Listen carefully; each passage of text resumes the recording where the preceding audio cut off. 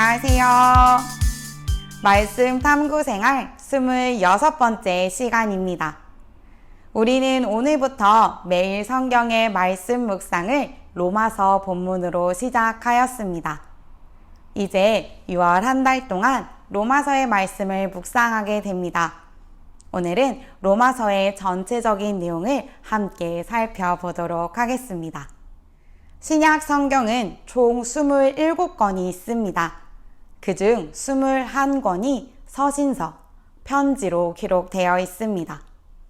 서신서는 방문과 소통이 어려웠던 당시 교회들에게 중요한 의사소통 수단이었습니다. 서신서의 구조는 편지를 받는 사람을 소개하고 인사하며 편지를 기록한 목적과 마치는 말로 이루어져 있습니다. 우리가 함께 보는 로마서 역시 편지글, 서신서입니다. 로마서는 누가 누구에게 쓴 편지일까요? 로마서 첫 장을 펼치자마자 저자를 확인할 수 있습니다. 그리스도 예수의 종인 나 바울은 부르심을 받아 사도가 되었습니다. 다소 출신 이방인 사도로 부름받은 바울이 기록하였음을 아주 명확하게 밝히며 시작하고 있습니다. 그렇다면 로마서의 수신자, 편지를 받는 이들은 누구일까요? 로마서 1장 7절과 15절에 의하면 로마서는 로마에 거주하는 성도들을 위한 편지임을 알 수 있습니다. 로마서를 통해 로마의 그리스도인들이 존재하고 있었다는 최초의 증거 자료가 됩니다. 그런데 로마 교회는 바울이 세운 것은 아닙니다. 그럼 로마 교회는 언제, 어떻게 시작되었을까요?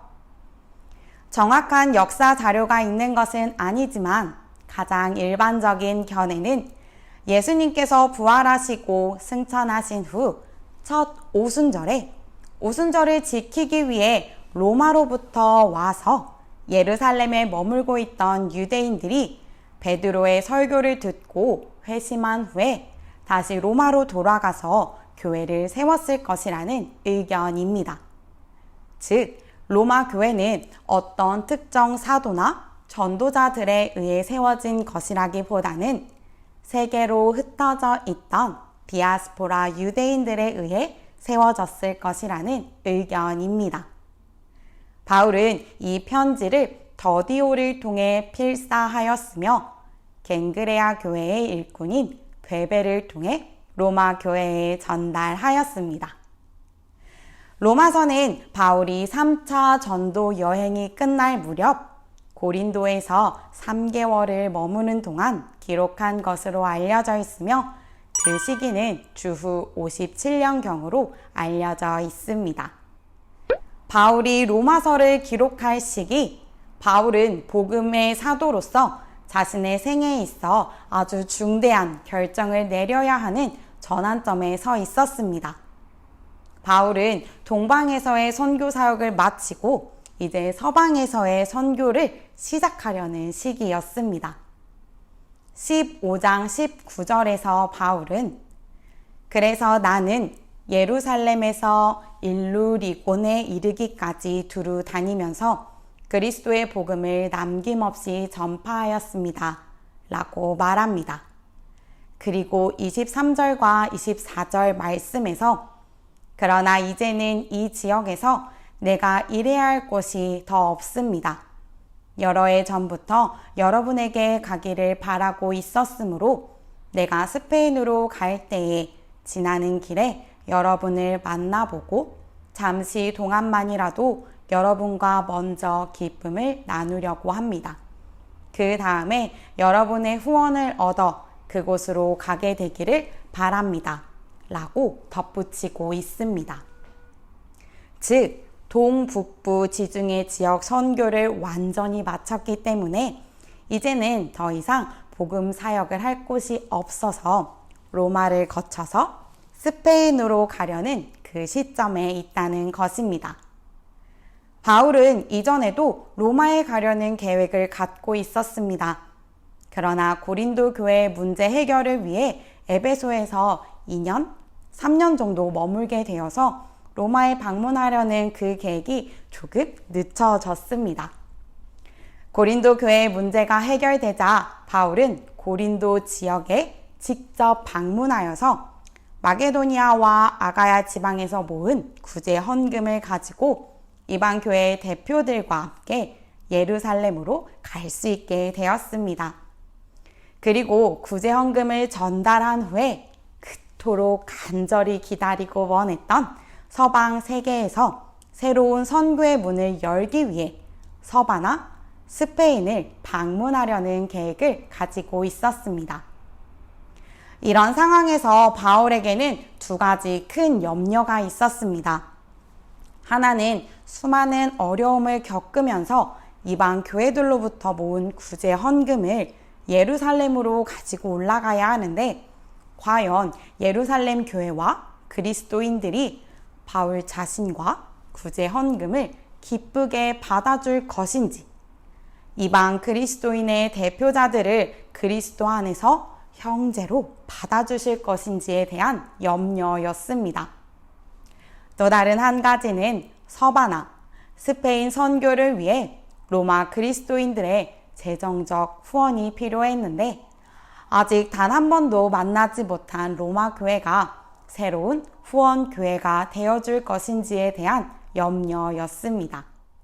저자와 수신자, 바울과 로마 교회의 상황을 종합하여 바울이 로마서를 기록한 목적을 다음과 같이 정리할 수 있습니다.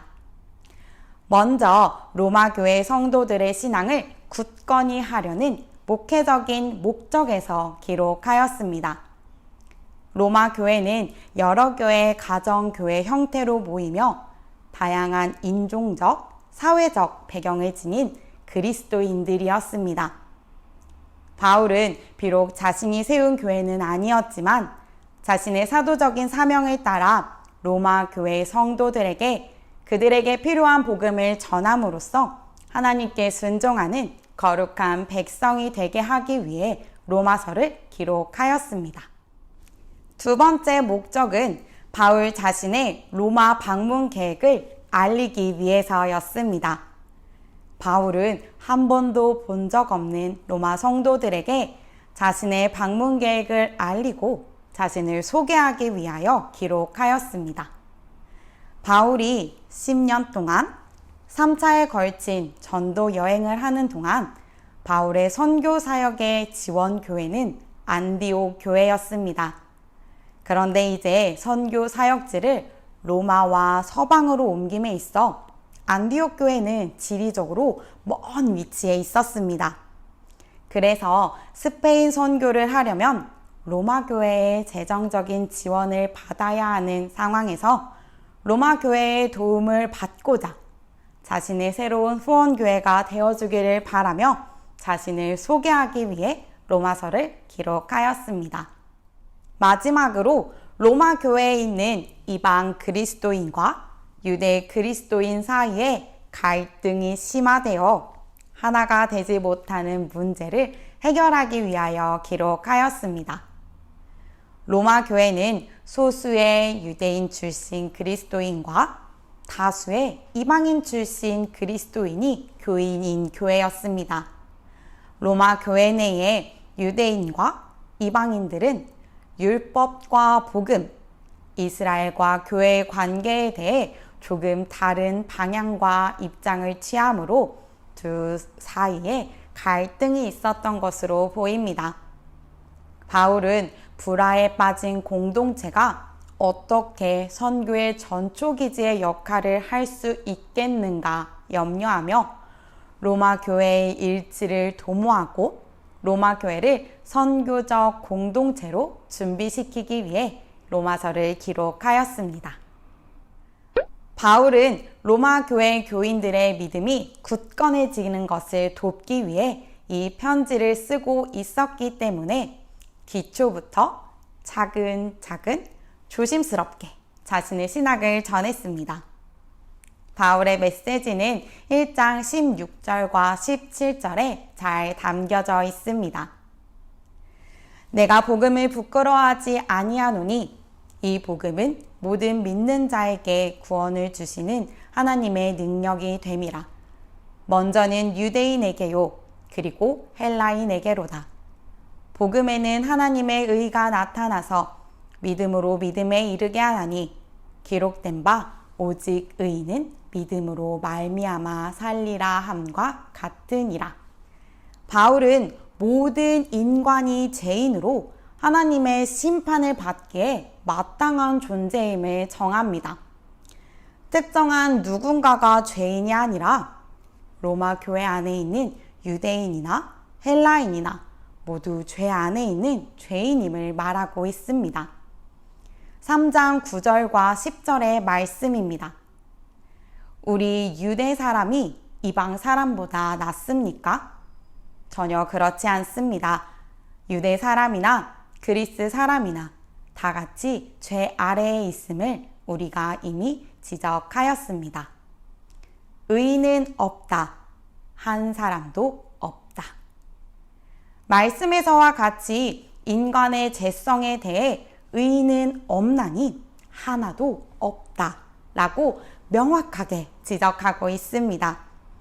죄는 하나님과 우리 사이를 단절시킵니다. 인간은 자신의 어떤 행위나 유대교의 율법을 지키는 것으로 의롭게 될 수 없는 존재입니다. 우리의 행위로는 의롭게 될 수 없지만 하나님께서 그 길을 열어주셨습니다.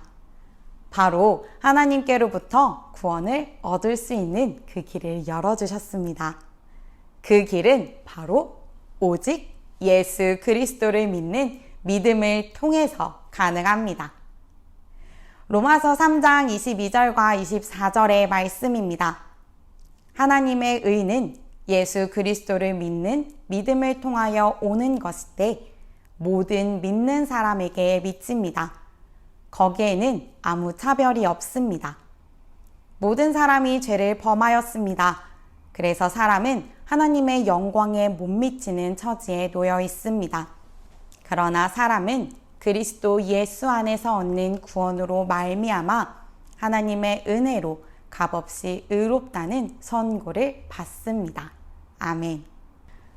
우리에게는 그럴 만한 자격이 없음에도 불구하고 하나님은 그의 자비하심으로 우리를 사랑으로 용서해 주시고 우리에게 구원의 길을 열어주셨습니다. 예수 그리스도께서 우리를 위해 죽으심으로 죄인인 우리의 죄값을 치러주셨습니다. 이렇게 모든 사람이 죄인이지만 오직 예수 그리스도를 통해 구원을 받음을 이야기한 바울은 이제 실제적인 삶으로 살아야 함을 이야기합니다. 예수 그리스도를 믿는 자의 모습으로 실제적인 삶의 모습으로 살아가야 함을 권면하며 예수 그리스도를 믿는 것이 끝이 아닌 시작임을 말합니다. 계속해서 죄를 멀리하고 하나님께 순종하는 삶, 예수 그리스도를 닮아가는 삶, 하나님과의 관계에서 성숙한 삶을 살아야 함을 이야기합니다. 12장 1절과 2절의 말씀입니다. 형제 자매 여러분, 그러므로 나는 하나님의 자비하심을 힘입어 여러분에게 권합니다. 여러분의 몸을 하나님께서 기뻐하실 거룩한 산 제물로 드리십시오. 이것이 여러분이 드릴 합당한 예배입니다. 여러분은 이 시대의 풍조를 본받지 말고 마음을 새롭게 함으로 변화를 받아서 하나님의 선하시고 기뻐하시고 완전하신 뜻이 무엇인지를 분별하도록 하십시오. 아멘. 구원을 받은 우리는 복음에 합당한 삶, 바로 예배하는 삶으로 살아야 함을 이야기합니다. 그것은 바로 나 자신을 산 제물로 드리는 것입니다. 내 뜻이 아닌 하나님의 뜻대로 사는 삶을 이야기합니다. 영적인 예배, 하나님께서 기뻐하시는 예배는 무엇일까요? 열심을 품고 주를 섬기는 것, 악을 미워하고 선을 추구하는 것, 공동체 안에서 서로 존경하며 사랑하는 것, 어려움에 처한 자들에게 필요를 채우는 사랑. 이것이 믿음의 삶의 열매임을 말하고 있습니다. 바울은 하나님과 성도의 관계뿐 아니라 성도들이 함께 살아가는 이웃, 공동체, 사회, 국가와 어떤 관계를 맺어야 하는지 구체적으로 설명하고 있습니다. 로마서의 말씀은 오늘을 살아가는 우리에게도 큰 도전이 됩니다. 하나님의 심판 앞에 설 수밖에 없는 죄인인 우리는 오직 하나님의 은혜로 예수 그리스도를 믿음으로 구원을 얻었습니다. 구원함을 받은 우리는 끝이 아닌 시작을 살아갑니다. 예수 그리스도를 아는 자로 살아가는 것이 아니라 예수 그리스도를 믿는 자로 살아가며 로마서에 기록된 것처럼 차별 없는 사랑, 서로를 용납하고 사랑하는 모습이 우리에게도 있어야겠습니다. 하나님이 기뻐하시는 삶의 모습은 혼자 잘 사는 것이 아니라 나 혼자 예배하는 삶이 아니라 신앙 공동체 속에서 나타나는 사랑, 그리고 그 사랑이 우리의 공동체를 넘어서 세상으로 흘러 넘치는 모습일 것입니다. 6월 한 달 로마서를 묵상하며 예수님을 닮은 모습으로 살아가는 우리 모두가 됩시다. 특별히 12장부터 그리스도인의 삶의 모습은 어떠해야 하는지 매우 자세히 소개되고 있습니다. 섬김과 위로, 존경과 사랑, 부지런함과 열심, 기쁨과 인내. 매일 본문의 말씀을 묵상하며 그리스도인의 합당한 삶의 예배자의 모습으로 살아가는 우리가 됩시다. 어제보다 오늘 더 사랑하며 어제보다 오늘 더 진한 예수님의 향기를 전하는 그리스도인, 예수님을 닮아가는 그리스도인으로 성장하며 성숙하여지기를 축복합니다. 이것으로 말씀 탐구 생활 26번째 시간을 마치겠습니다. 끝까지 함께 해주셔서 감사합니다.